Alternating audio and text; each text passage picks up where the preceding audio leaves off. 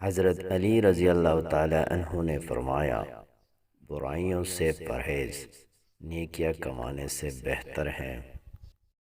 انسان کی عقل صرف اتنی ہے کہ اسے جانور کہا جائے تو ناراض اور شیر کہا جائے تو خوش ہو جاتا ہے۔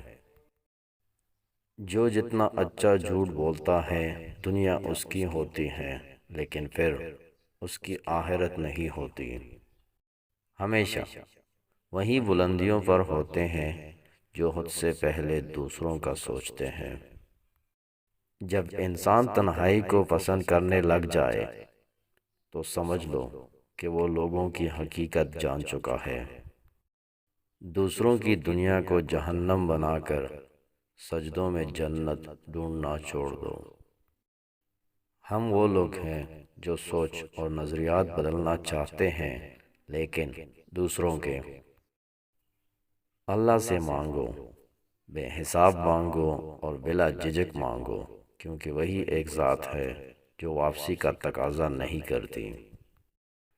جتنا مرضی اداس ہو جاؤ کسی کو فرق نہیں پڑتا، بس ذرا سا خوش ہو جاؤ تو سب جلنا شروع ہو جاتے ہیں۔ ہمیشہ میٹھے الفاظ بولو تاکہ کبھی الفاظ واپس لینے پڑے تو کڑوے نہ لگے۔ اگر تم کچھ سیکھنا چاہتے ہو تو انسانوں سے نہیں، قرآن سے سیکھو۔ برداشت اور خاموشی ہر ناپسندیدہ عمل کا ایک شریفانہ جواب ہے۔ ایک شخص بن کر نہ جیو، بلکہ ایک شخصیت بن کر جیو، کیونکہ شخص تو مر جاتا ہے مگر شخصیت ہمیشہ زندہ رہتی ہے۔ اچھی بات، غم کو بھی اسی طرح قبول کرو جس طرح خوشی کو کرتے ہو، دونوں ایک ہی مصنف کی لکھی ہوئی ہے۔ کام کرنے والوں کی قدر کریں، کان بھرنے والوں کی نہیں۔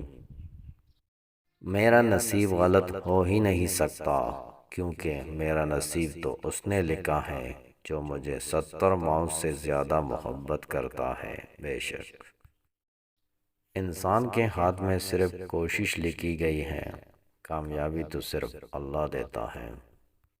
شوہر کو اپنی بیوی کے لیے اتنا اچھا ہونا چاہیے کہ بیوی دعا کرے کہ میری بیٹی کو بھی ایسا شوہر ملے۔ اگر تم سے کوئی کچھ مانگے تو ہنس کر دے دیا کرو اور شکر ادا کرو۔ اللہ نے تمہیں دینے والا پیدا کیا، مانگنے والا نہیں۔ ہم ہمیشہ یہ سوچتے ہیں کہ دوسروں کی زندگی ہماری زندگی سے بہتر ہے، لیکن کبھی یہ نہیں سوچتے کہ ہم بھی اوروں کے لیے دوسرے ہیں۔